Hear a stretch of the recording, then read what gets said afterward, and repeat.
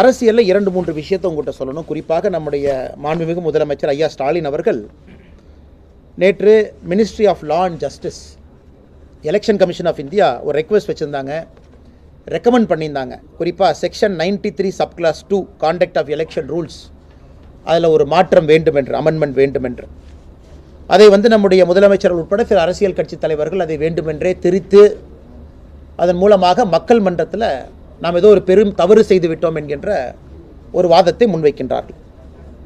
இது பத்திரிகை நண்பர்கள் மூலமாக இதை ஒரு விளக்கத்தை கொடுக்கணும், மக்களுக்கு உங்கள் மூலமாக எடுத்துச் செல்ல வேண்டும் என்பது எங்களுடைய ஆசை. நமக்கு தெரியும், இன்னைக்கு கான்டக்ட் ஆஃப் எலெக்ஷன் ரூல்ஸ் 1961 அதுபடி எலெக்ஷன் எப்படி நடத்தணும், ப்ராசஸ் எப்படி, எல்லாமே டிஃபைன் ஆகிருக்கு.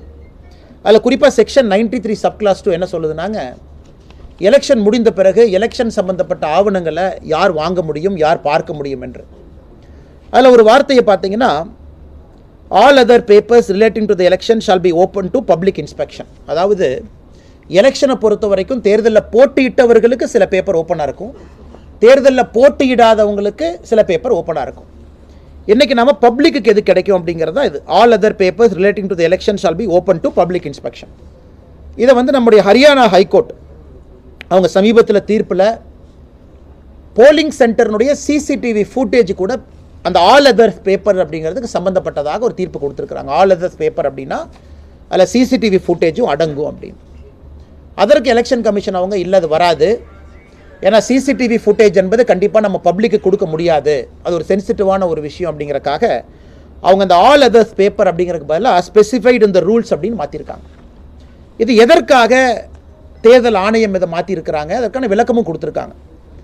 எதற்காக மத்திய அரசு இதை ஒத்துக்கிட்டாங்க, எதற்காக மினிஸ்ட்ரி ஆஃப் லா அண்ட் ஜஸ்டிஸும் பர்மிஷன் கொடுத்துருக்காங்கன்னா, நமக்கு தெரியும் ஒரு சிசிடிவி ஃபுட்டேஜ் வெளி இருக்குது, இன்னும் கேண்டிடேட்டுக்கு அது இருக்குது, candidate can receive a copy of the CCTV footage, அவங்க வாங்கிக்கலாம், கேண்டிடேட்டுக்கு யாருமே தடுக்கலை. ஆனால் பப்ளிக்கு அது கிடைக்கும் பொழுது, குறிப்பாக ஜம்மு அண்ட் காஷ்மீராக இருக்கட்டும், ஜார்க்கண்டாக இருக்கட்டும், சென்சிட்டிவான பகுதியில் அது யார் கையில் ஃபுட்டேஜ் இருந்தாலும் கூட யார் வந்தாங்க, யார் ஓட்டு போட்டாங்க, யார் ஓட்டு போடல, எல்லாமே தெரியும். அது குறிப்பாக உங்களுக்கு தெரியும், நிறையா நக்சல் அஃபெக்டட் ஏரியாவில் டெரரிசம் இருக்கக்கூடிய பகுதியில் ஓட்டு போடக்கூடாது அப்படின்னு ஒரு பெரும் அச்சுறுத்தல் அந்த மக்களுக்கு இருக்குது. நீங்கள் ஓட்டு போட்டால் உங்களை கொன்றுவோம், ஓட்டு போட்ட இடத்துல கொண்டிருக்காங்க. ஏன் தேர்தலில் தேர்தல் நடத்தக்கூடிய அதிகாரிகளை கொண்டிருக்காங்க. இது இந்தியாவில் பல இடத்துல நம்ம பார்க்குறோம். அதுவும் இன்றைக்கி ஆர்டிஃபிஷியல் இன்டெலிஜென்ஸ்லாம் வந்த பிறகு போலிங் ஸ்டேஷனுக்குள்ள இருக்கிற சிசிடிவி ஃபுட்டேஜ், போலிங்க்கு வெளியே இருக்கிற சிசிடிவி ஃபுட்டேஜ் இரண்டும் உங்கள் கையில் கிடச்சிதுன்னா 10 நிமிஷத்தில் மேப் பண்ணிடலாம். அந்த ஒரு காரணம், மிக முக்கிய காரணமாக எலெக்ஷன் கமிஷன் அவங்க சொல்லியிருக்காங்க. அதனால் சிசிடிவி ஃபுட்டேஜ் ஒரு சாமானிய மனிதனுக்கு, நாட் அ கேண்டிடேட், அவர்களுக்கு கொடுப்பதில் எந்த விதமான ஒரு பப்ளிக் மெஷரும் கூட மீட் அவுட் ஆகலை அப்படிங்கிறக்காக அதை அந்த ரூல்ஸை அமெண்ட் பண்ணி மாற்றிருக்காங்க. நாம் புரிந்து கொள்ள வேண்டும், இதுவரைக்கும் சிசிடிவி ஃபுட்டேஜ் யாருக்குமே கொடுக்கல. முதலமைச்சர் அவரை பேசுகிறத பார்த்தீங்கன்னா, ஏதோ நேற்று வரைக்கும் சிசிடிவி ஃபுட்டேஜ் கொடுத்துட்டு இருந்தாங்க, எனக்கு எலெக்ஷன் கமிஷன் அமெண்ட் பண்ணி நாளை காலையிலேருந்து கொடுக்க மாட்டேன்னு சொல்கிறாங்க அப்படி. இதுவரை இந்திய அரசியலில் சிசிடிவி ஃபுட்டேஜை யாரும் கேட்கல, யாருக்கும் கொடுக்கல. ஆனால் இந்த முறை பஞ்சாப் அண்ட் ஹரியானா ஹைகோர்ட்டினுடைய இன்டர்பிரிட்டேஷன், ஆல் அதர் பேப்பர்ஸ்னால் சிசிடிவி ஃபுட்டேஜும் அடங்கும் அப்படின்னு சொன்னனால அதை கிளாரிஃபை பண்ணி எலெக்ஷன் கமிஷன் ஒரு சின்ன அமெண்ட்மெண்ட்டை கொண்டு வந்திருக்காங்க.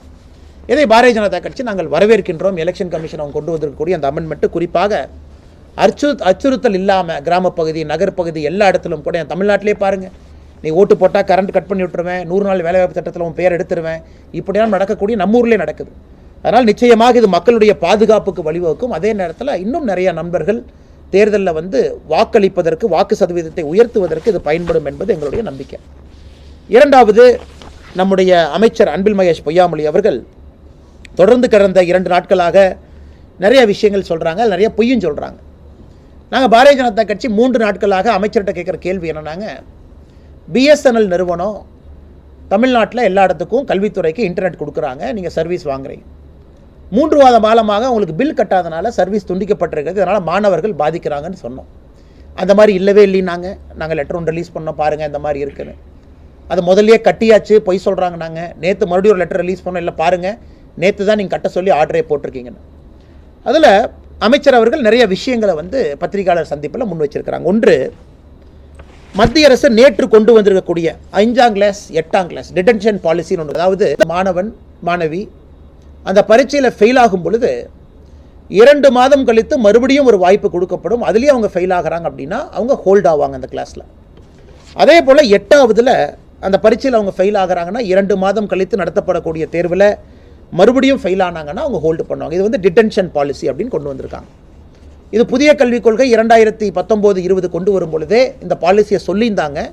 ஏன்னா நம்ம பரீட்சை நடத்துகிறதே 1ஆம் கிளாஸ் 2ஆம் கிளாஸ் 3ஆம் கிளாஸ் இல்லை 5ஆம் கிளாஸ் 8ஆம் கிளாஸ் தான் நடத்தும் அப்படின்னு அந்த பாலிசி ப்ரிஸ்கிரைப் பண்ணாமல் இருந்தாங்க. நேற்று மத்திய அரசு MHRD அந்த பாலிசியை ப்ரிஸ்கிரைப் பண்ணியிருக்காங்க. அதற்கு தமிழக அரசு தன்னுடைய விரோதத்தை வெளிப்படுத்தியிருக்கின்றாங்க. நாம் ஒரு விஷயத்தை நல்லா புரிஞ்சுக்கணும். மத்திய அரசை பொறுத்தவரை எல்லா இடத்திலும் குவான்டிட்டி இருக்கணும், குவாலிட்டி இருக்கணும். எல்லா குழந்தைங்களும் படிக்கணும், தங்குதடை இல்லாமல். அதே நேரத்தில் எஜுகேஷனும் குவாலிட்டியாக கொடுக்கணும். ஆசிரியருக்கு நீங்கள் ஒரு கட்டாயம் வைக்கணும் இல்லைங்களா? ஆசிரியர் ஒழுங்காக பாடம் நடத்துகிறாங்களா நடத்தலையா, மாணவன் ஒழுங்காக படிக்கிறாங்களா படிக்கல, இரண்டும் தான் ஒரு கல்வி திட்டத்தை நீங்கள் சரியாக சமமாக பார்க்குறீங்கன்னா இரண்டையும் பார்க்கணும். ஸோ மத்திய அரசை பொறுத்தவரை இன்றைக்கி சொல்கிறாங்க 5ஆம் கிளாஸில் ஃபெயில் ஆன பிறகு அவங்களுக்கு 2 மாதம் இன்டென்சிவ் கோச்சிங் கொடுத்து மறுபடியும் ஒரு வாய்ப்பு கொடுப்போம். அதில் ஃபெயில் ஆனாங்க அப்படின்னா அந்த கிளாஸில் ஹோல்ட் ஆகிக்குவாங்க, அவங்களுக்கு மறுபடியும் ஸ்பெஷல் அட்டென்ஷன் கொடுக்கப்படும் அப்படின்னு. இதனுடைய நோக்கம் என்ன அப்படின்னா கல்வியை பொறுத்தவரை தரத்தை உயர்த்திக்கிட்டே வரணும், அதே நேரத்தில் ஒரு குவாலிட்டியை மீட் அவுட் பண்ணணும். இன்றைக்கி தமிழகத்தை பாருங்கள், நம்ம எங்கே இருக்கோன்னு பாருங்கள்.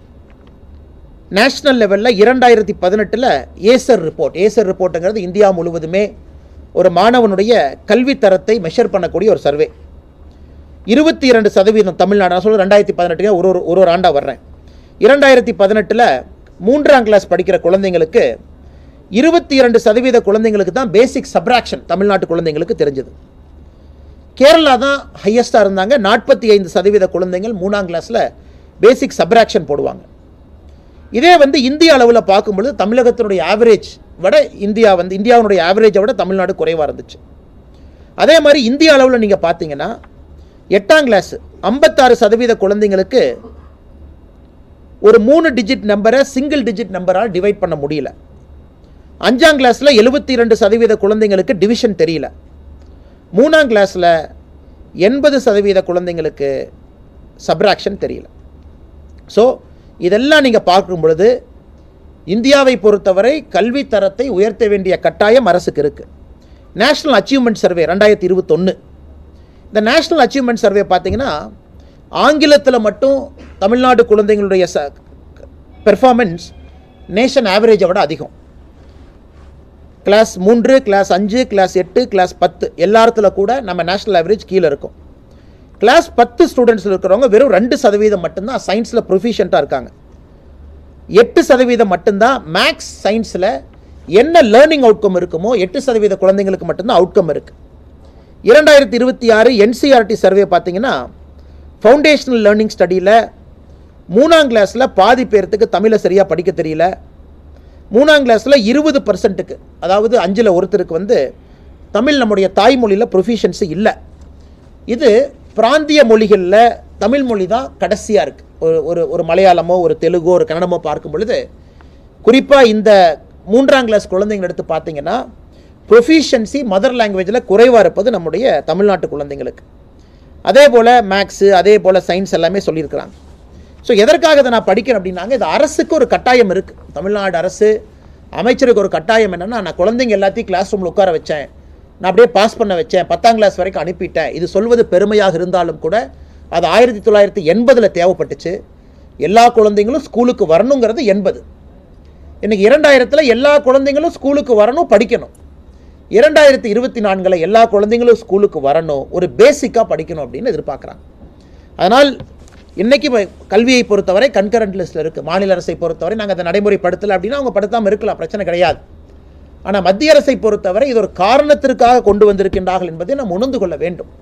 அது தமிழ்நாடாக இருந்தாலும் சரி, அகில இந்தியாவாக இருந்தாலும் சரி, குறிப்பாக லேர்னிங் அவுட்கம் ப்ரொஃபிஷியன்சி அது வந்து தாய்மொழியிலிருந்து, ஆங்கிலத்திலிருந்து, கணக்கிலிருந்து, சயின்ஸிலிருந்து, விஞ்ஞானம் எல்லாத்துலேயும் கூட இன்றைக்கி லேர்னிங் அவுட்கம் ப்ராப்ளம் இருக்குது.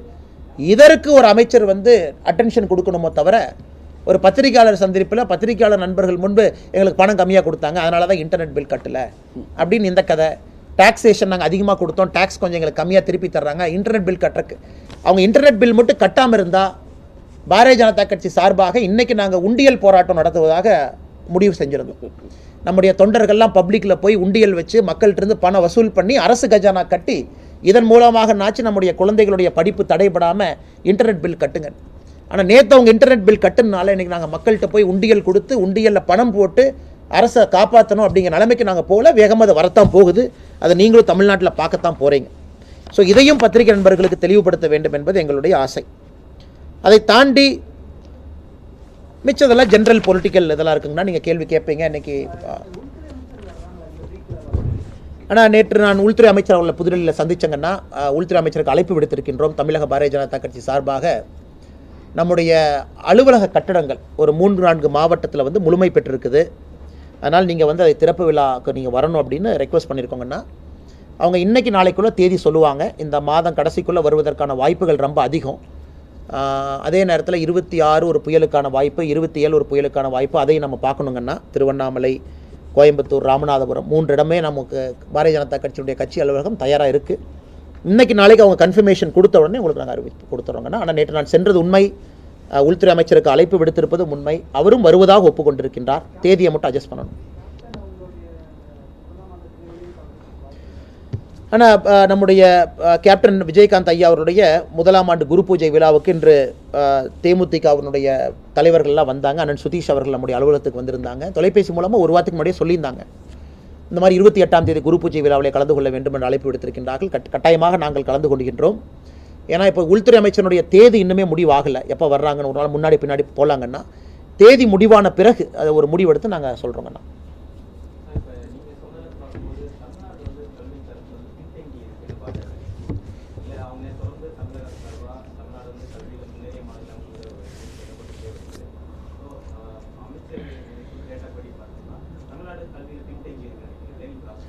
ஆனால் நாம் இன்றைக்கி என்ன மெஷர் பண்ணுறோம் அப்படின்னாங்கன்னா, தமிழ்நாட்டை பொறுத்த வரைக்கும் எவ்வளோ பேர் படிக்கிறாங்கன்னு மெஷர் பண்ணுறோம். Cross enrolment ratio 47%. சூப்பர். அது காமராஜர் ஐயாவுடைய கனவுங்கன்னா, அங்கேருந்து நாம் வந்து குவான்டிட்டி அதிகப்படுத்திட்டோம். குவாலிட்டி அவ்வளோ பேர்த்தில் குவாலிட்டி மீட் அவுட் ஆகிருக்கோம். ஆனால் இந்தியா முழுவதுமே இந்த பிரச்சனை இருக்குங்க. நான் தமிழ்நாட்டை நான் சுட்டி காட்ட விரும்பலை. இந்தியா முழுவதும் ஏசர் ரிப்போர்ட்டில் பார்த்தீங்கன்னா, ஆனால் தமிழ்நாடு நீங்கள் கம்பேர் பண்ணிங்கன்னாங்கன்னா, சவுத் இந்தியன் ஸ்டேட்ஸ் எல்லாமே நம்மளையே குவாலிட்டி ஆஃப் லேர்னிங் அவுட்கமில் ஓவர்டேக் பண்ண ஆரம்பிச்சிட்டாங்க. கேரளா, கர்நாடகா, தெலங்கானா, குறிப்பாக இந்த 3 மாநிலங்களும் குவாலிட்டி ஆஃப் லேர்னிங் அவுட்கம் ஏன்னா மெஷர் பண்ணுறாங்க. 3ஆம் கிளாஸ், 5ஆம் கிளாஸ், 8ஆம் கிளாஸ் 3 கிளாஸுக்கு 2 ஆண்டுகளுக்கு ஒரு முறை NCERT, CBSE இவங்க மெஷர் பண்ணுறாங்க. ரேண்டமாக தமிழ்நாட்டில் ரேண்டமாக ஒரு 5-6 மாவட்டத்தை எடுக்கிறாங்க. போன முறை தருமபுரி எடுத்திருந்தாங்க, ஈரோடு எடுத்திருந்தாங்க, சவுத்தில் ஒரு மாவட்டம் எடுத்திருந்தாங்கன்னா, கிளாஸ் ரூமில் இருக்கக்கூடிய குழந்தைங்களுக்கு டெஸ்ட் வைக்கிறாங்க ரேண்டமாக ஒரு 2-3 நாளில். அந்த குழந்தை வந்து பேசிக் மேக்ஸ் போடுறாங்களா, பேசிக் சயின்ஸ் தெரியுதா அவங்களுக்கு, ஒரு தமிழ் பேராகிராஃப் கொடுத்து படிக்க சொல்கிறாங்க, பிழை இல்லாமல் படிக்கிறாங்களான்னு. அந்த அச்சீவ்மெண்ட்டை தான் நான் உங்களுக்கு சொன்னேன் 2018, 21, 22. அதில் பார்க்கும்பொழுது ரொம்ப வருத்தத்துக்குரிய விஷயம் வந்து நம்ம குவாலிட்டி ஆஃப் லேர்னிங் அவுட்கம்ஸ் கீழே போயிட்டுருக்கு. அது வந்து இது நான் சொல்கிறது எல்லாமே இதில் டிபேட் பண்ணுறக்கு ஒன்றுமே இல்லைங்க. நான் ஆக்கப்பூர்வமாக சொல்கிறேன். அதனால் அமைச்சர் அவர்கள் இன்றைக்கி 5ஆம் கிளாஸ், 8ஆம் கிளாஸ் நம்ம ஏன் டிடென்ஷன் பண்ணுறோம் அப்படின்னாங்கன்னா, அந்த குவாலிட்டி ஒரு இடத்துல வரணும்னு நினைக்கிறோம். ஏதோ ஒரு இடத்துல எல்லோருக்குமே ஒரு சின்ன பயம் இருக்கணும். நாம் ஒரு எக்ஸாம் ஃபெயில் ஆகிட்டோம்னா அவங்களுக்காக ஒரு வருஷம் வெயிட் பண்ணலிங்கன்னா, அரசு 2 மாதத்தில் அடுத்த எக்ஸாம் வைக்கிறாங்க. அந்த 2 மாதமாக உங்களுக்கு கோச்சிங் கொடுக்குறாங்க. அதில் நீங்கள் பாஸ் ஆகணுங்கிறாங்க. இல்லாட்டி அந்த மாணவன் என்ன ஆகுங்கன்னா, நீங்கள் சும்மா உட்கார வச்சா ஒரு கிளாஸ் ரூமில் 20-30 பேர் இருப்பாங்க. ஓரளவுக்கு எபோ ஆவரேஜ் ஸ்டூடெண்ட் முன்னாடி போயிட்டு இருப்பான், பிலோ ஆவரேஜ் ஸ்டூடெண்ட் பின்னாடி இருப்பான். எப்படி பிலோ ஆவரேஜ் ஸ்டூடெண்ட்டை மேலே கொண்டு வருவீங்க? இதற்காகத்தான் மத்திய அரசு இதை கொண்டு வந்தாங்களோ தவிர வஞ்சிக்கிறக்காக இல்லை. இதையும் மத்திய மாநில அரசு நார்த்து சவுத்துன்னு மாற்றும் பொழுது கொஞ்சம் மனம் வலிக்கிறது. இல்லை நார்த் சவுத் எங்கே வந்துச்சு, மத்திய மாநில அரசு சண்டை எங்கன்னா வந்துச்சு. இது வந்து நம்ம 2019-20 புதிய கல்விக் கொள்கையிலேயே சொல்லியிருக்கோம். Learning outcomes is a part of new education பாலிசின்னு தெளிவாக சொல்லியிருக்கோம். அதை 3 ஆண்டுகள் எல்லா மாநிலத்துக்கும் வாய்ப்பு கொடுத்து 4 ஆண்டுகள் கழித்து 2024 நாம் அதை கெஜெட் நோட்டிஃபிகேஷன் எடுத்து கொடுத்துருக்கோம். அதனால் நிச்சயமாக தமிழகத்தில் கல்வியினுடைய தரம் குவாலிட்டி கீழே வருதுங்கண்ணா.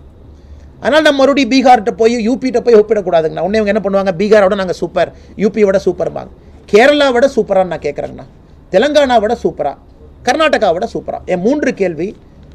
தென்னிந்திய மாநிலங்களோடு ஒப்பீடு செய்யும் பொழுது தமிழகம் எங்கே இருக்கும் அப்படிங்கிறது தான் கேள்வி. அதற்கு அமைச்சர் பதில் சொல்லணும். அதை விட்டு மாற்றி வேறு ஏதோ பேசுகிறாங்க அப்படிங்கிற குற்றச்சாட்டு தான் அவங்க முன்னாடி நாங்கள் வைக்கிறோம்.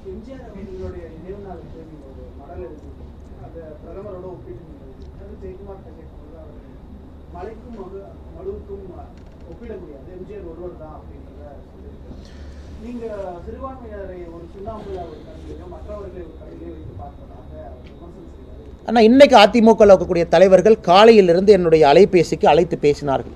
இன்றைக்கு இருக்கக்கூடிய பெரிய தலைவர்கள் எத்தனையோ பேர் வாட்ஸ்அப்பில் எனக்கு மெசேஜ் போட்டிருக்காங்க. அற்புதமான ஒப்பீடு. அதாவது மோடி அவர்களுக்கும் புரட்சி தலைவர் எம்ஜிஆர் ஐயா அவர்களுக்கும் நிறைய சம்பந்தம் இருக்குது, அதை கரெக்டாக சொல்லியிருக்கீங்கன்னு.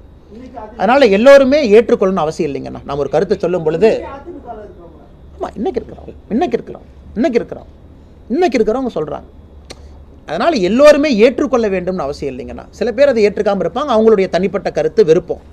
ஏன்னா எம்ஜிஆர் ஐயை பொறுத்தவரை தமிழகத்தினுடைய ஒரு சொத்தாக, இந்தியாவினுடைய சொத்தாக பார்க்கறனால தான் பாரத் ரத்னா விருது கொடுத்துருக்கு. பாரதத்தின் ரத்னா, அதிமுகவினுடைய ரத்னா கிடையாதுங்கண்ணா, பாரத ரத்னா, இந்த பாரதத்தினுடைய ரத்னா. அதனால் இந்தியாவில் இருக்கக்கூடிய எல்லோருக்கும் அவரை பற்றி பெருமையாக பேசுவதற்கு உரிமை இருப்பதாக நான் கருதுகின்றேனுங்கன்னா. அதை தாண்டி இன்றைக்கி எம்ஜிஆர் ஐயாவுடைய வாழ்க்கை, இலங்கை கேண்டி அங்கெல்லாம் நீங்கள் போய் பார்த்தீங்கன்னா தெரியுங்கண்ணா, எவ்வளோ ஒரு மோசமான சூழ்நிலை. அங்கே இருக்கக்கூடிய மக்கள், மலையக தமிழர்கள், நாமளாக இருக்கக்கூடிய தமிழர்கள், அங்கிருந்து ஒரு மனிதன் வந்து இன்றைக்கி நாம் எல்லாம் பெரிய குடும்பத்தில் பிறந்திருக்கோம், சின்ன குடும்பத்தில் பிறந்திருக்கோம், அரசியல் பண்ணுறோம், அதை விடுங்கண்ணா. அது போன்ற ஒரு சூழ்நிலையில் பிறந்து அரசியலுக்கு வந்தது என்னை பொறுத்தவரை எம்ஜிஆர் ஐயா வந்திருக்கிறாங்க, நரேந்திர மோடி ஐயா வந்திருக்கிறாங்க. மோடி ஐயாவுடைய வீடு எப்படிப்பட்ட வீடு, அவங்க அம்மாவும் 10 பாத்திரம் கழுவுனாங்க, 5 வீட்டுக்கு போய் பாத்திரம் கழுவி தான் மோடி ஐயா மேலே வந்தாங்க. அது ஒரு ஒப்பீடு. இரண்டாவதுங்கன்னா எம்ஜிஆர் அவர்களை பொறுத்தவரை ஒரு சினிமா துறையினுடைய புகழினுடைய உச்சத்திலிருந்து வந்து மக்கள் துறைக்கு வர்றாங்க. நிறைய நம்ம பேசிகிட்டே போகலாங்க, ஒரு புத்தகமே எழுதலாம். அதன் பிறகு முழுவதும் தன்னுடைய கடைசி வாழ்நாள் வரை ஒரு காணி நிலங்கூட அவர் வாங்கலை. பாருங்கள் எவ்வளோ ஆச்சரியம் பாருங்கள், வரும்போதே உச்சம். அதன் பிறகு சொந்தமாக ஒரு சொத்து கூட வாங்கிக்கல, அவருடைய பணத்தை மட்டும்தான் ஒரு இதுலையும் செலவு பண்ணிட்டு போகிறார். மோடி ஐயா அதே தான். குஜராத்திலிருந்து வெளியே வரும் பொழுது அக்கௌண்ட்டில் எவ்வளோ பணம் இருந்துச்சோ மொத்தமாக அங்கே இருக்கக்கூடிய போலீஸ்க்கு கொடுத்துட்டு இங்கே வந்துட்டாங்க. இங்கேயும் கூட அவருக்குன்னு தனிப்பட்ட முறையில் ஒரு லேண்டோ தனிப்பட்ட முறையில் ஒரு சொத்தோ கிடையாது. அதனால் ஒப்பீடு சொல்லிகிட்டே போகலாம். அரசியலில் குற்றம் சாட்டுவதற்காக சொல்கிறாங்க, அவங்க கருத்து தான், நான் விமர்சிக்க விரும்பலைங்கண்ணா. ஆனால் அதே நேரத்தில் முக்கியமான அதிமுக தலைவர்கள் அவங்க அரசியலுக்கு அப்பாற்பட்டு நல்ல ஒப்பீடுங்க, கரெக்டாக சொல்லியிருக்கிறீங்க. பாரத் ரத்னா புரட்சி தலைவர் எம்ஜிஆர் ஐயா அவர்களுக்கு 100 ரூபாய் கமமரேட்டிவ் காயின் விட்டது யாருங்கன்னா, நரேந்திர மோடி ஐயா. அதே போல் நம்முடைய சென்னை சென்ட்ரல் ரயில்வே ஸ்டேஷனில் அவர்களுக்கு அனுமதி கொடுத்து நம்முடைய ரயில்வே அமைச்சரகம் வந்து ஆளுயர எம்ஜிஆர் ஐயா அவர்களுக்கு ஆளுயர ஸ்டாச்சு வச்சு கௌரவப்படுத்தினது யாருங்க. நம்ம நிறைய சொல்லிகிட்டே போகலாங்கன்னா. அதனால் அரசியலுக்குள்ளே போக விரும்பல. நான் சொல்வது ஒரு புகழாரம் சூட்டி இருக்கின்றோம், அதை மோடி ஐயாவோட கம்பேர் பண்ணுறோம். அதனால தான் மோடி ஐயாவுக்கு குவைத்தில் ஹையஸ்ட் ஆனர் கொடுக்குறாங்க. குவைத்தில் எந்த ரிலீஜன் இருக்காங்கன்னா, எந்த ஹிந்து 100% இருக்கக்கூடிய குவைத் நாட்டில் பிரதமர் மோடி அவர்களுக்கு புகழாரம் கொடுக்கல. நான் ஹிந்துஸ் இருக்கிற நாட்டில் ஹையஸ்ட் ஆனர் கொடுக்குறாங்க. எல்லா முஸ்லீம் கண்ட்ரியில் ஹையஸ்ட் முஸ்லீம் கண்ட்ரியில் மோடி ஐயா ஆனர் கொடுக்குறாங்க. ஸோ உலகத்தில் இருக்கக்கூடிய அண்ணா இன்றைக்கி நாம் சொல்கிறோங்கண்ணா, நாங்கள் வந்து இஸ்லாமிய காவலர்னு சொல்லலாம். இஸ்லாமியர்களுடைய காவலர்களாக இருப்பது சவுதி அரேபியா, ஒரு காலத்தில் டர்க்கி. ஏன்னா மெக்கா மெதினா யார் கையில் இருக்கோ அவங்க தான் கண்ட்ரோல் பண்ணுறாங்க, அவங்க தான் கஸ்டோடியன்ஸ்.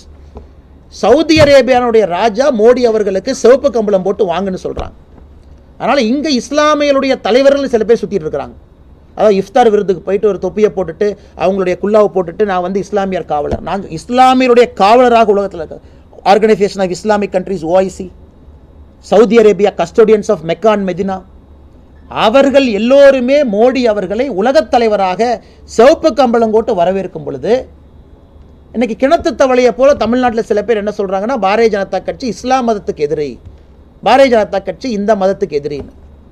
போப்புங்கண்ணா பிரதமர் அவர்களுக்கு தனிப்பட்ட முறையில் ஒரு நட்பு, 45 நிமிடம் 1 மணி நேரம் உட்காந்து பேசுகிறாங்க. எங்கேயுமே யாருமே நம்ம கிரிட்டிசிசம் பண்ணுறதுனால வாக்கு அரசியலுக்காக தமிழகத்தில் சில பேர் சொல்கிறாங்க. அது மக்களும் கூடிய விரைவில் புரிஞ்சுக்குவாங்கண்ணா. அதற்கு மேலே நான் என்ன கருத்து சொல்கிறதுங்கண்ணா? எதுக்கு சார் இப்போ தான் கன்னியாகுமரியில் ஒரு தலைவரை கட்சி விட்டு தூக்குனாங்க. எதுக்கு தூக்குனாங்க? கன்னியாகுமரி மாவட்ட செயலாளர் RSS ஊர்வலம் நடக்குது. RSS ஊர்வலத்தில் அவங்க கூப்பிட்றாங்க, வந்து கொடி அசைச்சு RSS ஊர்வலத்தை துவக்கி வைங்கன்னு. அது ஒரே காரணம், அடிப்படை உறுப்பினர்லேருந்து தூக்கியாச்சு அண்ணன் தளவாய் சுந்தரம் அவர்கள். அப்புறம் என்னாச்சு, 2 வாரம் கழிச்சு சத்தமே இல்லாமல் அதே பொறுப்பில் திரும்ப சேர்த்துக்கிட்டாச்சு. அது எதுக்கு? நான் சொல்கிற தலைவர்களுக்கு எது அது நடக்கணுங்கண்ணா?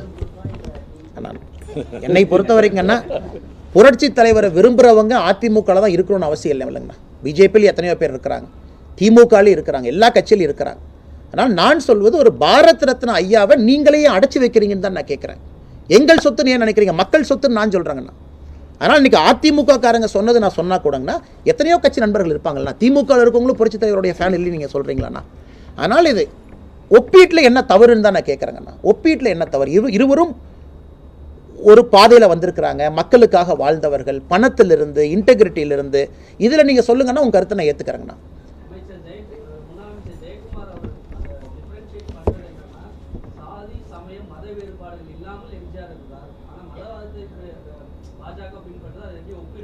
ஆனால் அந்த பார்வையை தவறுங்கிறத ஆர்கியூமெண்ட்டுங்கண்ணா. அந்த பார்வையை தவறுங்கிறது நம்முடைய மோகன் பகவத்ஜி ஆர்எஸ்எஸ்னுடைய தலைவராக இருக்கிறவங்க 3 நாட்களுக்கு முன்பு ஒரு முக்கியமான கருத்து சொல்லியிருக்காங்க. நாங்கள் எல்லோரும் அதை வரவேற்கிறோம். அந்த கருத்து நான் பலகாலமாக சொல்லிகிட்டு இருக்கேன். என்ன கருத்து சொன்னாங்கண்ணா, அதாவது ராம் டெம்பிள், ராம் கோவிலை கட்டி முடிச்சாச்சு, அது முடிஞ்சுது. அதன் பிறகு புதிதாக ஒரு பிரச்சனையை உருவாக்குவதை எல்லாம் தவறுங்கன்னு சொன்னாங்க. இன்னைக்கு இந்தியாவில் மெஜாரிட்டி இந்துஸ் இருக்கிறாங்க. புதிதாக ஒரு பிரச்சனையை கிளப்பாதீங்க, புதிதாக ஒரு பிரச்சனையை கிளப்புறதை அவாய்ட் பண்ணணும் அப்படின்னு இன்னைக்கு ஆர்எஸ்எஸ்னுடைய தலைவர் அந்த கருத்து சொல்கிறாங்க. இன்னைக்கு சில பேர் பிரச்சனை கிளப்பத்தான் செய்கிறாங்க, இல்லைன்னு நான் சொல்லிங்கண்ணா. ஒரு சாமானிய மனிதன், தனிப்பட்ட ஒரு மனிதன் என்ன வேணாலும் பண்ணுறான். ஆர்எஸ்எஸ்னுடைய கருத்துங்கண்ணா, ஆர்எஸ்எஸ்னுடைய கருத்து ராம் டெம்பிள் கட்டி முடிச்சாச்சு, அது மக்களுடைய எண்ணமாக இருந்தது, தயவு செஞ்சு அடுத்த பிரச்சனை யாரும் கிளப்பாதீங்க, அதோட முடிச்சுக்கங்க அப்படின்னு. இந்த கருத்தை யாருமே விவாதம் பண்ணலையே. இந்த கருத்தை நியாயப்படி இவ்வளவு எங்களை மதவாத சாயம் குற்றக்கூடிய திராவிட கட்சிகள் வரவேற்றிருக்கணும் இல்லைங்கண்ணா. இன்னைக்கு திராவிட கட்சிகளாக இருக்கக்கூடிய இத்தனை தலைவர்கள் மோகன் பகவத் ஐயா சொன்ன கருத்தை ஏன் வரவேற்கலீங்கண்ணா? எவ்வளோ பெரிய கருத்து, அற்புதமான கருத்து. அதனால் எங்கேயும் கூட பாரதிய ஜனதா கட்சி, குறிப்பாக மோடி அவர்கள் எங்கேயும் மதவாதத்தை கொண்டு வரல. அவருடைய வாழ்வே அதற்கு ஒரு சான்று என்று தான் அந்த அறிக்கையில் நான் குறிப்பிட்டிருந்தேன்.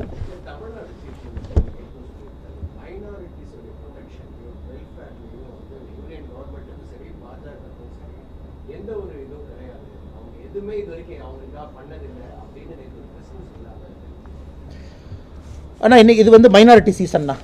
அந்த புஷ்பா 2 மாதிரி இன்றைக்கி திமுகவுக்கு இது மைனாரிட்டி சீசன். அதாவது 20ஆம் தேதி ஆரம்பித்தாங்கன்னா உதயநிதி ஸ்டாலின் அவர்கள் இங்கே போவாங்க, கோயம்புத்தூர் போய் அவர் ரெண்டு சொல்லுவாங்க, ஸ்டாலின் ஐயா சென்னையில் சொல்லுவாங்க. இந்த மைனாரிட்டி சீசனில் விட்டுறலாங்கண்ணா. எங்களுக்கு எல்லாமே ஒரே சீசன் தான். ஜனவரியிலிருந்து டிசம்பர் 31 வரை எங்களுக்கு ஒரே சீசன் தான். ஆனால் இன்றைக்கி பிரதமர் அவர்களை பொறுத்தவரை, பிஜேபியை பொறுத்த வரைக்கும், இன்றைக்கி நம்முடைய மாண்புமிகு முதலமைச்சர் அவர்கள் நாங்கள் மைனாரிட்டிக்கு எதுவுமே செய்யலை அப்படின்னு ஒரு கருத்தை முன்வைக்கிறாங்க. அப்படின்னா என்னால் ஆயிரம் விஷயங்கள் உங்கள் முன்னாடி சொல்ல முடியுங்கண்ணா. ஆயிரம் விஷயங்கள். ஏன்னா தனி அறிக்கையாகவே கொடுக்குறோம். ஒரு மைனாரிட்டி சமுதாயத்தை, குறிப்பாக இஸ்லாமியர்களுக்கு கொடுக்கக்கூடிய ஸ்காலர்ஷிப் பாரதிய ஜனதா கட்சி காங்கிரஸை கம்பேர் பண்ணுங்கள், எவ்வளோ வந்திருக்கு, எவ்வளோ அதிகப்படுத்தியிருக்கோம் பார்க்கலாம். ஹஜ் யாத்திரை நாம் வந்த பிறகு எத்தனை பாயிண்ட் ஆஃப் என்ட்ரியை ஓப்பன் பண்ணியிருக்கோம் பார்க்கலாம். சப்சிடி அதிகப்படுத்தியிருக்கோம் பார்க்கலாம். மைனாரிட்டி இன்ஸ்டிடியூஷன்ஸ்க்கு நம்ம கொடுக்கக்கூடிய மரியாதை பார்க்கலாம். ஏன்னா மைனாரிட்டி இன்ஸ்டிடியூஷன்ஸ்க்கு தொடர்ந்து பாரதிய ஜனதா கட்சி நம்ம ஆதரவு கொடுக்குறோம். இன்க்ளூடிங் சுப்ரீம் கோர்ட்டில் பல இடத்துல அதை எதிர்த்து கேஸ் போடும் பொழுது கூட நம்முடைய ஆதரவு இருக்குது, கான்ஸ்டியூஷனுடைய ப்ரொவிஷன்ஸ். அதெல்லாம் தாண்டி குறிப்பாக கிறிஸ்தவ சமுதாயத்தை நீங்கள் எடுத்துக்கணும். If come specifically to Christian community, இன்றைக்கி தமிழ்நாட்டு நம்ம நல்லா புரிஞ்சுக்கணும். இவருடைய தந்தையார் கலைஞர் கருணாநிதி அவர்கள் ரிலீஜியன் பேஸ்ட் ரிசர்வேஷன் கொண்டு வந்தாங்க, இஸ்லாமுக்கும் கிறிஸ்டியனுக்கும். அன்னைக்கே கிறிஸ்டியன் கம்யூனிட்டி எங்களுக்கு வேண்டான்னு சொன்னாங்க. ரிலீஜியன் பேஸ்ட் ரிசர்வேஷன் முதல்ல கொண்டு வந்ததே தமிழ்நாட்டில் தான். ஸோ இவங்க அப்போவே பிளவுவாத அரசியலை எப்போவோ ஆரம்பித்தாங்க. இன்றைக்கி பாரதிய ஜனதா கட்சியை பொறுத்தவரை இந்த செக்குலராக இருக்கும் அப்படின்னா, இவன் கான்செப்ட் ஆஃப் செக்குலரிசமே வேறு மாதிரி இருக்குது. நாங்கள் செக்குலராக இருக்கோம், நியாயமாக இருக்கோம், நடுநிலையாக இருக்கோம் அப்படின்னா, இவர்களை பொறுத்தவரை 2 சமுதாயத்தை உயர்த்தி பேசினா தான் செக்குலரிசம். எங்களை பொறுத்தவரைக்கும் அப்படி இல்லைங்கண்ணா. எங்கள் பார்வை அப்படி இல்லை. எல்லோரையும் சமமாக பார்க்குறோம். அதனால் நீங்கள் கேட்ட கேள்விக்குங்கன்னா ஒரு டீட்டெயில்டு அறிக்கை நாளைக்கு நாங்கள் ரிலீஸ் பண்ணுறோம். குறிப்பாக 10 இயர்ஸில் மைனாரிட்டி கம்யூனிட்டிக்கு நாங்கள் என்ன பண்ணியிருக்கோம், அதை முதலமைச்சர் அவர்கள் தமிழகத்தில் இதை வரை அதிகமாக நாங்கள் செஞ்சிருக்கோன்னு ப்ரூவ் பண்ணிட்டோம்.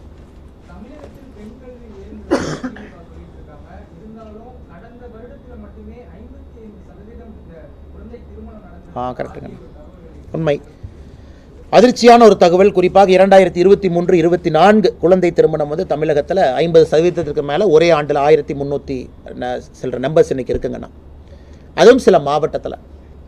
அதனால் இன்றைக்கி நம்ம திராவிட மாடல்னு சொல்கிறோம், திராவிட மாடல் அரசுன்னு சொல்கிறோம், நான் எல்லோருக்குமான அரசுன்னு சொல்கிறோம்.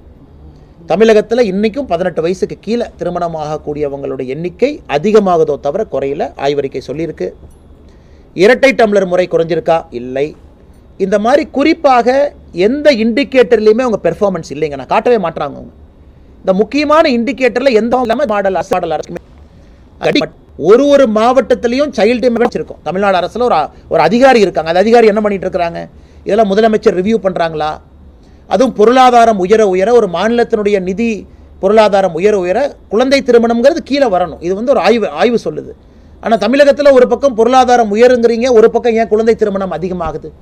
அதனால் அது அரசுக்கும் நாங்கள் வைக்கக்கூடிய கேள்விகள். நீங்கள் உங்களுடைய பேசிக் அடிப்படை பணியை நீங்கள் செய்யாமல் இருக்கிறீங்க அப்படிங்கிறது தான் எங்களுடைய கேள்விங்க.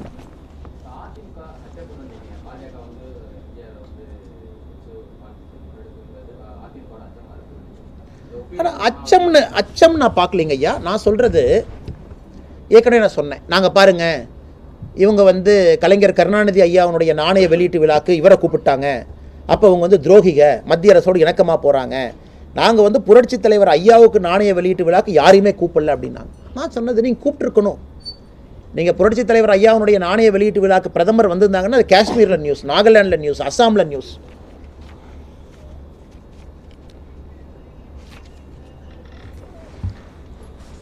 அஸ்ஸாமில் நியூஸ்.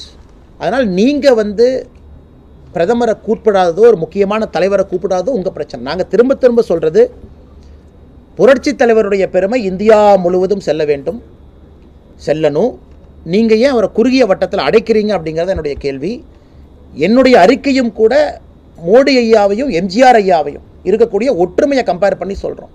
அது எதற்கு சில பேர்த்துக்கு அது இன்செக்யூராக இருக்க போதுங்கன்னா, அவங்க பாராட்டணும், அவங்களுடைய சித்தாந்தத்திற்கு அது வலு சேர்க்குது, அவர்கள் கொண்டாடக்கூடிய தலைவருக்கு வலு சேர்க்குதுன்னு தானே அவங்க பார்க்கணுங்கண்ணா.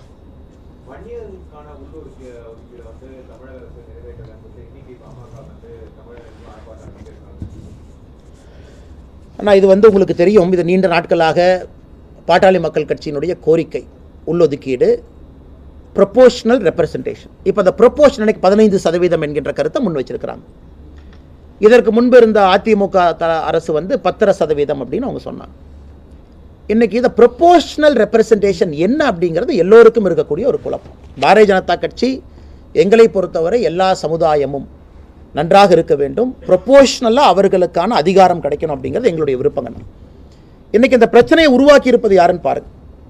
இதற்கு முந்தைய அரசாங்கம் குலசேகர கமிஷனை அமைச்சிருக்கிறாங்க. திமுக அரசு வந்த பொழுது அவங்க கேட்டது வெறும் 6 மாதம் எக்ஸ்டென்ஷன். இவங்க 6 மாதம் எக்ஸ்டென்ஷன் கொடுத்துருந்தாங்கன்னா இன்றைக்கி நம்ம கையில் தமிழ்நாட்டினுடைய காஸ்ட் சர்வே நம்ம கையில் இருக்கும். ஸோ எல்லா சமுதாயமும் என்னென்ன இருக்காங்கன்னா எல்லோரும் என்ன கேட்குறாங்க, we can go towards it. ஆனால் இன்றைக்கி நீங்கள் குலசேகரன் கமிஷனுடைய எக்ஸ்டென்ஷன் 6 மாதம் கொடுக்கல.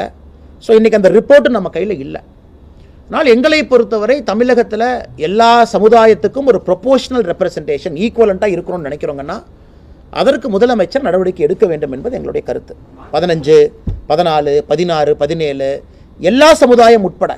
பட் நீங்கள் நம்பர்ஸ் இல்லாமல் எந்த பேசிஸில் ஒரு முதலமைச்சர் இன்றைக்கி ஒரு விஷயத்தை கையில் எடுக்க முடியும்? ஏன்னா அதை அவாய்ட் பண்ணுறக்காக இவங்களும் அதுக்கு போகிறதில்ல. கேட்டால் மத்திய அரசு காஸ்ட் சென்சஸ் எடுக்கட்டும், நாங்கள் எதுக்கு மாநில அரசு எடுக்கணும் அப்படின்னு. அதனால் பாட்டாளி மக்கள் கட்சியினுடைய கோரிக்கையில் நியாயம் இருக்குது. ஆனால் நீண்ட நாட்களாக கேட்டுகிட்டே இருக்கிறாங்க. எந்த பேசிஸில் கொடுக்கணும் அப்படிங்கிறதுக்கு மாநில அரசு முதல்லயே பார்த்தீங்கன்னா மடை மாற்றி விட்டுட்டாங்க. கையில் எந்த விதமான டேட்டா பாயிண்ட்ஸும் இல்லை. அதனால் இதற்கு முதலமைச்சர் இன்றைக்கி வாய்ப்படுத்தி இல்லை, தமிழ்நாட்டில் நாங்கள் காஸ்ட் சென்சஸ் அறிவிக்கிறோம், தமிழ்நாட்டில் நாங்கள் அதை கலெக்ட் பண்ணுறோம், 2 வருஷத்தில் கைக்கு டேட்டா வந்துடும் சொன்னாங்கன்னா கூட எல்லோரும் அமைதியாக இருப்பாங்க. ஆனால் முதலமைச்சர் மௌனம் காத்து விட்டு எதையும் மத்திய அரசு மேலே பழிய போகிறது எப்படி ஏற்றுக்க முடியுங்கண்ணா?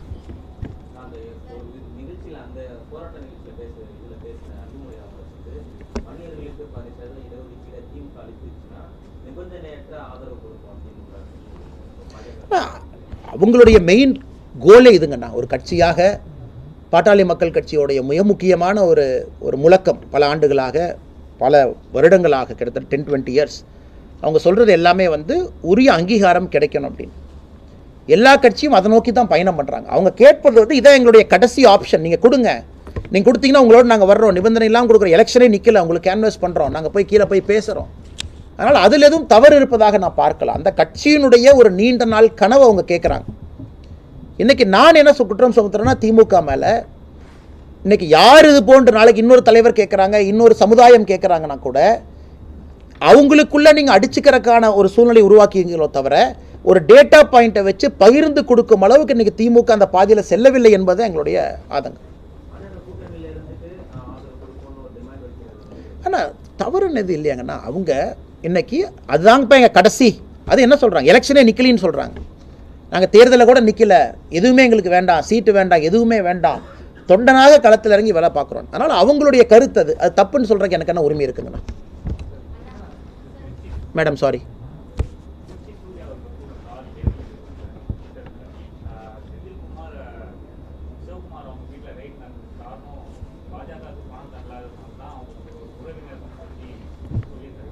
பாஜகவுக்கு பணம் கொடுக்காதனால ரைட் நடந்தது அப்படின்னா. ஆனால் நான் ட்விட்டர் பார்க்கலிங்கன்னா, அதனால் நீங்கள் கேள்வி இருந்தால் கேளுங்கன்னா நான் பதில் சொல்கிறேன். நீங்கள் கேளுங்க, சொல்ல வேண்டிய என் கடமை நான் சொல்கிறேன். சகோதரிகிட்ட போயிட்டு உங்கள்கிட்ட வர்றேன், நீங்கள் கேள்வி கேளுங்க. சொல்லுங்கள் சகோதரி.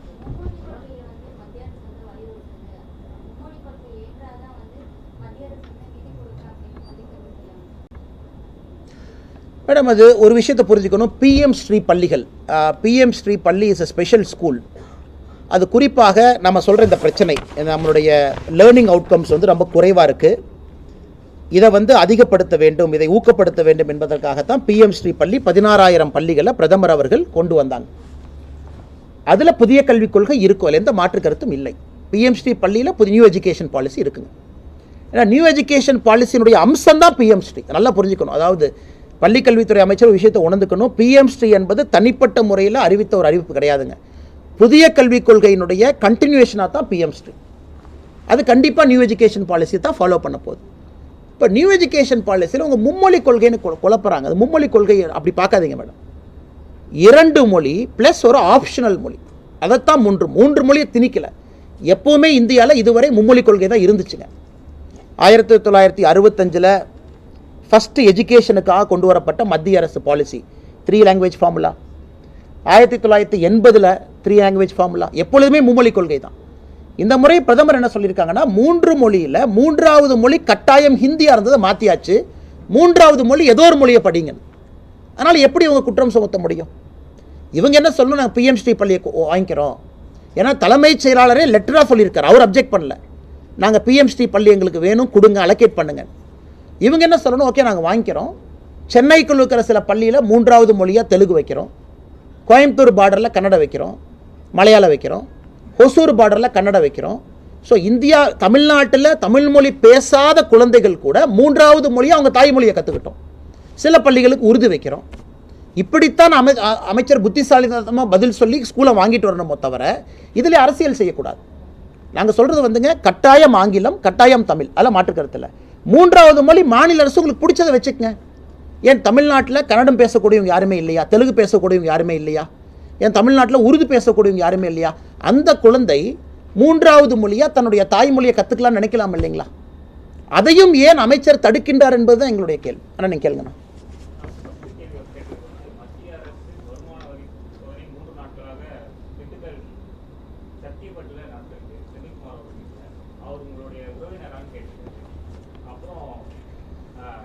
ஆர்எஸ்எஸ் சுருக்கமாக ஒரே கேள்வி கேட்டிருக்கேன், பதில் சொல்லிக்கலாம். லைவ் போயிட்டு இருக்கு உங்களுக்கு. ஓகே, இது நான் கோயம்புத்தூர்லேயும் பதில் கேட்டாங்க, பதில் சொல்கிறேங்கண்ணா. அண்ணா, அதாவது சமீபத்தில் வருமான வரித்துறை அதிகாரிகள் வந்து ஒட்டஞ்சத்திரம் பக்கத்தில் ஒரு நபரினுடைய இல்லத்தில் வருமான வரித்துறை சோதனை பண்ணியிருக்காங்க. நான் கோயம்புத்தூரில் பதில் சொன்னேன், ஆம் என்னுடைய உறவினர் தான், தூரத்து வகையில் ஒரு விதத்தில் உறவினர். ஏன்னா எங்களுடைய குடும்பத்திலிருந்து, எங்களுடைய சொந்தக்காரங்களுக்கு அவங்க குடும்பத்திலேருந்து நாங்கள் பொண்ணு எடுத்திருக்கோம். இது கொங்கு உதாரணத்துக்கு நானும் செந்தில் பாலாஜியும் உறவினர் தான். நானும் செந்தில் பாலாஜியும் பங்காளி. நானும் செந்தில் பாலாஜி அண்ணனும் ஒரே கோயிலுக்கு போகிறவங்க, உறவினர் தான். நானும் ஜோதிமணி அக்காவை நிறைய பேர், நானும் ஜோதிமணி அக்கா உறவினரா? நானும் ஜோதிமணி அக்கா உறவினர். எனக்கு அக்கா வந்து 20 வருஷமாக தெரியும். அவங்க வீட்டுக்கு போயிருக்கேன், சாப்பிட்ருக்கேன். அரசியல் வருவதுக்கு முன்பு அவங்க அம்மா கையில் சாப்பிட்ருக்கேன். ஏன்னா நானும் ஜோதிமணி அக்காவும் ஒரே கோயிலுக்கு போகிறவங்க, பங்காளி தான். இந்த மாதிரி நான் சொல்லிகிட்டே போவாங்கண்ணா. நானும் சக்கரபாணி அண்ணன் உறவினரா? ஆமாம், உறவினர் தான். திமுகவில் கொங்கு பகுதியில் இருக்கக்கூடிய எல்லோருமே 20 விதத்தில் எனக்கு உறவினர் தான். நீங்கள் அந்த ஆங்கிளில் போனீங்கன்னாங்கன்னா எல்லோரும் எனக்கு உறவினர்கள் தான்.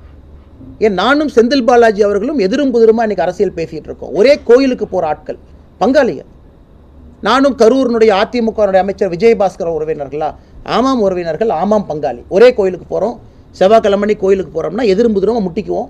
நான் வர்றப்ப அவங்க வர மாட்டாங்க, அவங்க வர்றப்ப நான் போக மாட்டாங்க. அந்த கோயிலே அட்ஜஸ்ட் பண்ணி வேறு டைமுக்கு வர சொல்லுவாங்க. இதை ஒரு லாஜிக் எடுத்து நாம் அரசியலில் பேச ஆரம்பித்தாங்கன்னா எல்லாமே உறவினர்கள் தான், சொந்தங்கள். எல்லாருமே அரசியல் வந்ததுக்கப்புறம் எல்லாரும் சொந்தங்கள். இதில் எண்டே இல்லை. என்னுடைய குடும்பமா, என்னுடைய ரத்த சொந்தமா, என்னுடைய சகோதரியா, சகோதரனா, நீங்கள் கேட்குற கேள்வி ஒரு நியாயம் இருக்குது. கோயம்புத்தூரில் போன ஆண்டு இன்கம் டேக்ஸ் அதிகாரிகள் பண்ண ரைடில் பாதி பேர் உறவினர்கள் தான். எனக்கு பாதி பேர் உறவினர்கள் தான். அந்த லாஜிக் எங்கே போகுங்கன்னா, நான் இன்ஃப்ளூயன்ஸ் பண்ணுறேன்னு ஒரு கேள்வி கேட்டிங்கன்னா 2வது கேள்வி. இல்லைங்கண்ணா ஒரு ரைடு பண்ணிட்டாங்க, நீங்கள் ஏதாச்சும் இன்கம் டேக்ஸ்க்கு ஃபோன் பண்ணிங்களா? யாருக்கு இது வரைக்கும் லைஃப்பில் இன்கம் டேக்ஸ் நான் ஃபோன் பண்ணதில்லை. இல்லை அவங்களுக்கு அந்த எவேஷன் பண்ணியிருக்காங்க கேட்டிங்களா? சத்தியமாக நான் பண்ணல. அது இன்கம் டேக்ஸ் அதிகாரியை செக் பண்ணிங்க, ஃபோன் ரெக்கார்ட் செக் பண்ணிங்க. அந்த மாதிரி ஒரு கேள்வி யார் வைத்தாலும் நியாயம் இருக்குது. எனக்கு தூரத்துறவினரோ சொந்தக்காரங்களோ கொங்கு பகுதியில் ஒரு ரைட் நடக்குதுன்னா நான் எப்படி அதற்கு பொறுப்பேற்க முடியுங்கண்ணா? மேபி அதை இப்படி பாருங்களேன், மாநில தலைவரும் நேர்மையாக இருக்காருன்னு பாருங்களேன். நான் கூப்பிட்டு இல்லைங்க எனக்கு வந்து உறவினர், அதனால் தயவு செஞ்சு அவங்க வீட்டுக்கு போகாதீங்க, அவங்க என் சொந்தக்காரங்க, இவங்க வீட்டுக்கு போகாதீங்க. இல்லை இன்கம் டேக்ஸ் இங்கே ரைட் அடிச்சிங்கன்னா அரசியலில் 20 சீட் கொடுப்பாங்க. ஆனால் அரசியலுக்கு வந்த பிறகு நான் அது செந்தில் பாலாஜி அவர்களாக இருந்தாலும் சரி, ஜோதிமணி அக்கா அவர்களாகவும் சரி, சித்தாந்த ரீதியில் கொள்கை அடிப்படையில் நாங்கள் எடுத்துக்கிறோம். ஏன் நான் அரசியல் வருவதற்கு முன்பு நானும் செந்தில் பாலாஜி அவர்களும் ஒன்றாக அமர்ந்து உணவு சாப்பிடலையா? செந்தில் பாலாஜின்னா என் வீட்டுக்கு வந்து சாப்பிட்டு போயிருக்கார். அரசியல் வருவதற்கு முன்பு எங்கள் அம்மா கையில் சாப்பிட்டு போயிருக்கார். உண்மை நான் சொல்கிறேன். ஏன்? சொந்தக்காரங்க, ஒரே கோயிலுக்கு போகிறவங்க. ஆனால் அதற்காக நான் தெய்வ தட்சணை பார்க்குறேன்னா? இல்லை அதற்காக செந்தில் பாலாஜி மேலே வைக்கக்கூடிய குற்றச்சாட்டில் அவர் தெய்வ தட்சணை பார்க்குறாரா? மக்கள் மன்றத்தில் வைக்கிறோம், தவறுகளை வைக்கிறோம்.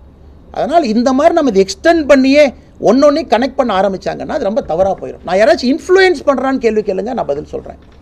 அல்லது என்னுடைய ரத்த சொந்தம் நான் சம்பந்தப்பட்டிருக்கக்கூடிய விஷயத்தில் இருக்கா, நான் பதில் சொல்கிறேன். தேங்க்யூண்ணா. நான் கேட்ட கேள்வி நல்லது, பதில் சொல்லணும்னு நினச்சா நீங்கள் கேட்டீங்க.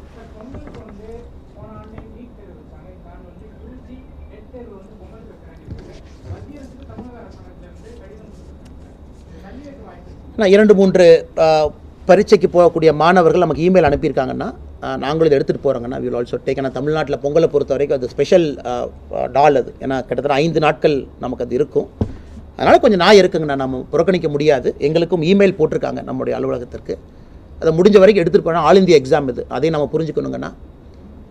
ஏன்னா வேறு இடத்துல மகர சங்கராந்தி எல்லாமே நடக்குது. எங்களால் என்ன முடியுமோ நாங்கள் செய்கின்றோம்.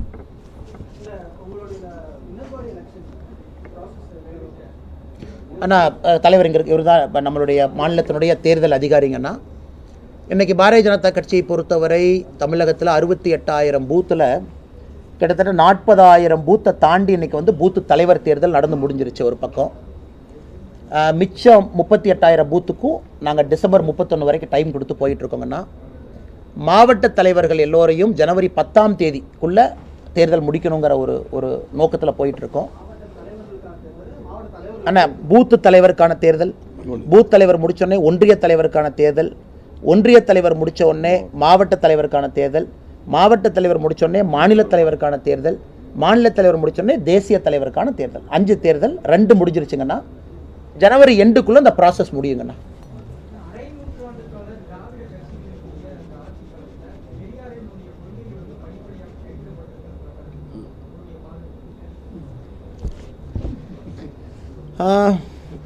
சரி, கொஞ்சம் அண்ணன் வந்து அவுட் ஆஃப் பாக்ஸ் ஒரு கூகுளி போட்டிருக்காங்க. அண்ணா நிறைய இடத்துல கேட்க மாட்டாங்கன்னா நான் பிஜேபி, நாங்கள்லாம் பிஜேபி அப்படிங்கனால ஒரு விதமான முத்திரை எங்கள் மேலே குத்தப்பட்டிருக்கிறது. பெரியார் அவர்களை பொறுத்தவரை பல விஷயங்கள், நான் பிஜேபியில் சேர்ந்த உடனே பெரியார் அவர்களுடைய நாளுக்கு எப்போவுமே நான் ட்வீட் போடுவேன். முதல்ல பார்த்தீங்கன்னா ட்வீட் போடுவேன். உடனே அது வந்து ஒரு பெரிய கான்ட்ரவர்சி, எப்படி நீங்கள் பெரியாருக்கு வந்து நீங்கள் பாராட்டலாம், நீங்கள் ட்வீட் எல்லாம் போடலான்னு பல இடத்துல கேட்டாங்க. நான் பல இடத்துல சொல்கிறது தான், கடவுள் மறுப்பு கொள்கை அவருடைய கொள்கையில் வந்து முற்றிலுமாக நாங்கள் எதிர்க்கின்றோம். பாரதிய ஜனதா கட்சி அதில் யாருக்கும் எந்த பிரச்சனையும் இல்லை. இன்றைக்கி எங்கள் தொண்டர்களே ஒரு 100 பேர்த்த கூப்பிட்டு ஒரு இடத்துல உட்கார வச்சிங்கன்னா, பெரியார் தந்தை பெரியார் அவர்களை பற்றி ஒரு 10 விஷயம் சொல்லுங்க அப்படின்னா 6, 7, 8 நல்ல விஷயம் சொல்லுவாங்க. 2, 3 கடவுள் மறுப்பு கொள்கையை அவங்க எதிர்ப்பாங்க. அதுதான் எங்களுடைய அடிப்படை சித்தாந்தம். இப்போ பெரியார் அவர்கள் பெண்ணினத்துக்காக போராடி இருக்கின்றார்கள், உண்மைதான். நிறையா தலைவர்கள் போராடி இருக்கின்றாங்க. நாங்கள் அவங்களையும் கொண்டு வந்து காட்டுறோம். எங்கேயுமே பெரியார் அவர்களை சிரமப்படுத்தும் நோக்கம் கிடையாது. இவங்களும் போராடி இருக்காங்க. வைக்கம் சத்தியகிரகம் பாருங்க, இவங்களும் பண்ணியிருக்காங்க. அது பெரியார் அவர்களுடைய கொள்கையை சில இடத்துல நாம் எதிர்க்கிறோம். பாரதிய ஜனதா கட்சியை பொறுத்தவரை மனுஸ்மிருதி ஆதரிக்கக்கூடிய கட்சி அப்படின்னு ராகுல் காந்தி உட்பட பேசுகிறாங்க. மனுஸ்மிருதிக்கும் பாரதிய ஜனதா கட்சிக்கும் என்ன சம்பந்தங்கண்ணா? இப்போ நான் இங்கே வந்து உங்கள் முன்னாடி உட்காந்து பேசிக்கிட்டு இருக்கேன். ஒரு விவசாய குடும்பத்தில் பிறந்து முதல் தலைமுறை பட்டதாரி உங்கள் முன்னாடி பேசிகிட்டு இருக்கேன்னா, சமூக நீதி கொள்கை எல்லா இடத்துல நானும் பயன் பெற்றிருக்கேன். பெற்றனால தான் இந்த சேரில் உட்காந்து உங்கள்கிட்ட பேசிகிட்டு இருக்கேன். மோடி ஐயா இன்றைக்கி பேசுகிறாங்கன்னா மோடி ஐயாவும் பயன்பெற்றிருக்கார். அதனால தான் அம்பேத்கர் ஐயாவுடைய அரசியலமைப்பு சட்டத்தை யானையின் மீது ஏற்றிக்கிட்டு அகமதாபாத்தில் நடந்து ஊர்வலம் போனார். ஆனால் பிஜேபி அப்படிங்கிறனால ஒரு பெரிய ஒரு சாயத்தை பூச முயற்சிக்கிறாங்க. நாங்கள் வந்து அவமானப்படுத்துகிறோம், அது படுத்துகிறோம். ஸோ பெரியார் அவர்களை எத்தனையோ இடத்துல எங்கே அவர்களை பற்றி உயர்வாக சொல்லணுமோ சொல்கிறோம், சிறுமை எங்கேயும் படுத்தலை.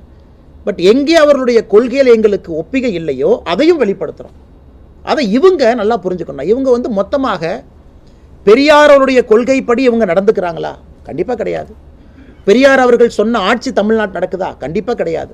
அதனால் இவர்கள் ஏமாற்று வேலை செய்து கொண்டிருக்கின்றார்கள். பாரதிய ஜனதா கட்சி மேலே தேவையில்லாத அபாண்டமான குற்றச்சாட்டு. அம்பேத்கர் அவர்களை பொறுத்த வரைக்கும் அதே தான். திருமாவளவன் சொல்கிறாங்க, அண்ணன் வந்து 28ஆம் தேதி அம்பேத்கர் ஐயாவுடைய பெயரை 1000 முறை உச்சரித்து நாங்கள் போராட்டம் பண்ணுறோம். நான் திருமாவளவனுக்கு வைக்கக்கூடிய ஒரே ரெக்வஸ்ட், நீங்கள் பண்ணுங்கள், தப்பு கிடையாது. அம்பேத்கருடைய கொள்கையை தமிழகத்திலே தமிழக அரசு பின்பற்ற வேண்டும்னு 1000 முறை உச்சரிங்க. நானும் வந்து உங்களோட சேர்ந்து உட்காந்துக்கிறேன். நானும் வர்றேன். எதுக்கு நீங்கள் மட்டும் உட்காருங்க? நானும் வந்து உட்கார்றேன். இரட்டை டம்ளர் வேண்டாம், தூக்கி போடுவோம். பஞ்சாயத்து தலைவர்கள் பட்டியலின சமுதாயம் கொடியேற்றணும், நானும் வர்றேன், நிற்போம். இதெல்லாம் பண்ணுவோம். நீங்கள் அப்படி சொல்லுங்கன்னா, வெறும் அம்பேத்கர் அம்பேத்கர் அம்பேத்கர் ஐயான்னு 1000 முறை ஏன் சொல்லுங்கன்னா, அம்பேத்கர் ஐயாவுடைய கொள்கையை தமிழ்நாட்டில் பின்பற்றுங்கன்னு சொல்லுங்கள் 1000 முறை. நானும் வந்து உங்களோட உட்கார்றேன். அதனால் திருமாவளவனுக்கு நான் அன்போடு வைக்கக்கூடிய கேள்வி, நீங்கள் வந்து நேற்று ஒரு பத்திரிகையாளர் இன்டர்வியூவில் சொன்னீங்க, ஒரு சிட் டவுன் இன்டர்வியூ. இல்லை மோடி அவங்க நிறையா பண்ணியிருக்காங்கப்பா. அம்பேத்கர் ஐயாவுடைய பிறந்த இடம், வாழ்ந்த இடம், இறந்த இடம் எல்லா இடத்துலையும் பாருங்கள், மெமோரியல் கட்டியிருக்காரு, அதெல்லாம் பண்ணியிருக்காங்க. எனக்கு சித்தாந்தத்தில் தான் வேறுபாடுங்கிறீங்க. இன்றைக்கி நீங்கள் அம்பேத்கர் ஐயா கொள்கையை தமிழ்நாட்டில் முழுமையாக நடைமுறைப்படுத்துங்கன்னு மட்டும் நீங்கள் சொல்லுங்கள். திமுக அரசு கூட வேண்டாங்கண்ணா. சரி, எதுக்கு உங்களுக்கு தர்மசங்கோட கூட்டணியில் இருக்கிறீங்க? முழுமையாக நடைமுறைப்படுத்துங்கன்னு சொல்லுங்கள். உங்கள் பக்கத்தில் நான் வந்து உட்கார்றேன். ஓகே அண்ணா, சமூக நீதிங்கிற தயவு செஞ்சு திராவிட இயக்கத்துக்குள்ளே அடைக்க வேண்டாங்கண்ணா. அண்ணா திராவிட இயக்கத்துக்குள்ளே நம்ம அயக்கக்கூடாதுங்க. அதாவது ஒரு மண்டல் கமிஷன் ரிசர்வேஷன் கொண்டு வந்திருக்காங்க 27%. நான் பயன்பெற்றிருக்கேங்கண்ணா.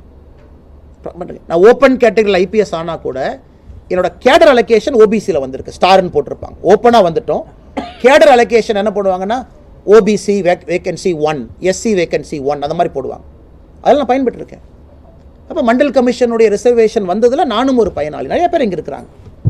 அதே போல் தமிழ்நாட்டில் இதற்கு முன்பு ஆட்சியாளர்கள் கொண்டு வந்ததில் நான் பயன்பெற்றிருக்கேன். இன்றைக்கி நம்ம சமூக நீதியை பொறுத்தவரை எங்கேயுமே நான் குற்றம் சுமத்தலைங்கண்ணா. பாரதிய ஜனதா கட்சியில் சமூக நீதி இருக்குது, 100% இருக்குது. கிடைத்த வாய்ப்புல எல்லாம் பாரதிய ஜனதா கட்சி சமூக நீதியை கொண்டு வந்திருக்கோம். நான் சொல்வது, நீங்கள் அதையெல்லாம் மறந்துட்டீங்க, தாண்டிட்டீங்க. அறிஞர் அண்ணாவை பற்றி 67, 69 விடுவாங்கண்ணா.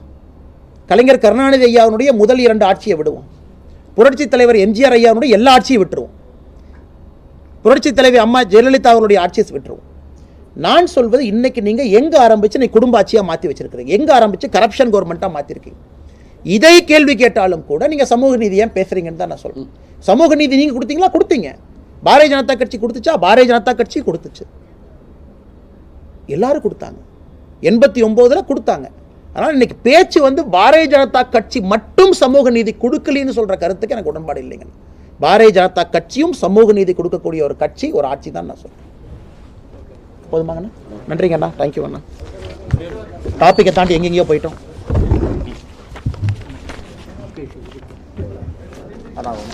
அண்ணா அண்ணா அண்ணா சாரிங்க அண்ணா, கடைசிங்க அண்ணா. அண்ணா, நம்முடைய கிறிஸ்மஸ் பண்டிகை எல்லா நம்முடைய சகோதரர்களுக்கும் மறுபடியும் ஒரு முறை வாழ்த்துக்களை தெரிவித்துக் கொண்டு, நாளைக்கு காலையிலிங்கன்னா நானும் வந்து நம்முடைய பாதிரிகளை இன்வைட் பண்ணியிருக்கிறாங்க. சென்னையில் சர்ச்சில் காலையில் ஸ்பெஷல் மாஸில் நானும் பங்கேற்கிறேங்கன்னா காலையில் 8:30 மணிக்கு. எனக்கு மிட் நைட் மாஸ் போக வேண்டும் என்கின்ற ஆசை. பட் மிட் நைட் மாஸ் வந்தீங்கன்னா இடையூறு உங்களால் ஏற்படும் என்று சொன்னனால காலையில் 8:30 மணி மாஸுக்கு போகிறேன். சர்ச்சுக்கு போகிறேங்கன்னா முழு மாஸில் பங்கேற்க போகிறேன். அதை செய்ய வேண்டும் என்று நீண்ட நாட்களாக ஒரு ஆசை. ப்ரைவேட்டாக பண்ணுறேன், இந்த முறை பப்ளிக்கில் அதை பண்ணணும் அப்படிங்கிற ஒரு ஆசை. அதற்கு பாதிரிகளும் அனுமதி கொடுத்து நீங்களும் வந்து எங்களோட கொண்டாட்டத்தில் பங்கேற்க வேண்டும் என்று சொல்லியிருக்கின்றார்கள். நாளை பத்திரிகை நண்பர்களை சந்திக்கிறோம். அதை முடித்து நம்முடைய வாஜ்பாய் அவனுடைய 100வது பிறந்தநாள் விழா, அந்த நிகழ்வு அடையாறு நடக்க இருக்குது. அதற்கும் பத்திரிகை நண்பர்கள் வந்து கலந்து சிறப்பிக்க வேண்டும். நன்றிங்க.